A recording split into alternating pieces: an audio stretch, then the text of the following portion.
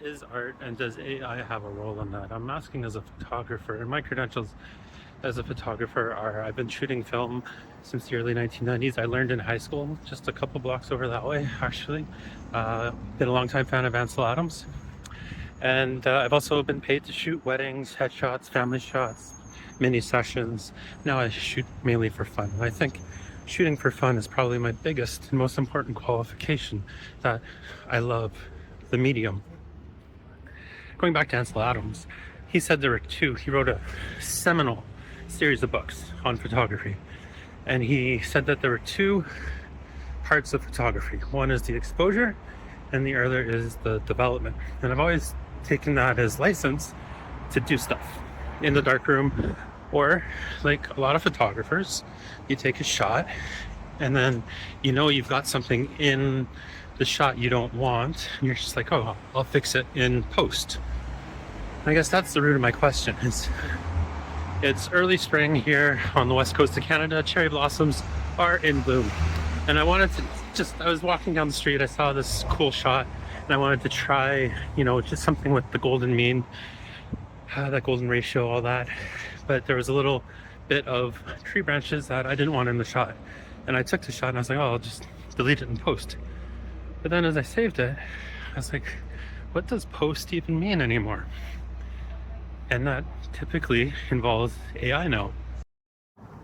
And I see no problem with adjusting exposure, contrast, saturation, your highlights, all that stuff. Like that's normal. Crop, that's totally normal. Going back to the earliest days of film exposure. But where's the line now when before, like in Photoshop, if I was shooting, say, a wedding portrait of a bride, and I would, drill right down to the pixels and then cut around something I wanted to remove out, knowing now that that was an algorithmic equation that removed that, cloned it, healed it, whatever. And now you have large language models and big machine data and all that stuff that I don't understand, doing that thing and saving me the effort. Because literally it would take hours. Which brings me back to my initial question, is what is the role of AI in art? And over the last year and a bit, I've seen posters on, light posts and stuff, like for stand-up comedy or for playbills, that kind of thing, where it's AI generated. And that's just another medium. I do stand-up comedy, and that's art as well. It's writing and performance. But I don't go to those events where they use AI as the final output. But am I being too precious? It's a question I'm kind of wondering right now. Like, I firmly believe that the output shouldn't be AI, but you can use AI, and we're using AI in ways we don't know. Like, it's creeping into everything, probably even this recording somehow. And I don't particularly love editing photos. In fact, it's my least favorite part about photography. Just one of the things I love about film photography is I love getting shots straight out of the camera, straight out of the box. I try to nail my exposure. And if I don't, you don't see it.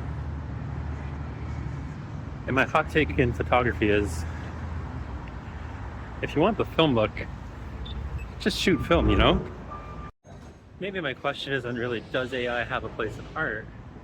But do we have a future where we don't include AI in our output? Like, it will fundamentally change the way we think as an extension of consciousness and all this, like, things that I don't even understand, and I'm just like talking. But I think the future of art means you're gonna have to show your work. And I know that I get much more satisfaction from analog photography than I do from digital. And I just wonder how that's gonna play out, like, in all the different mediums.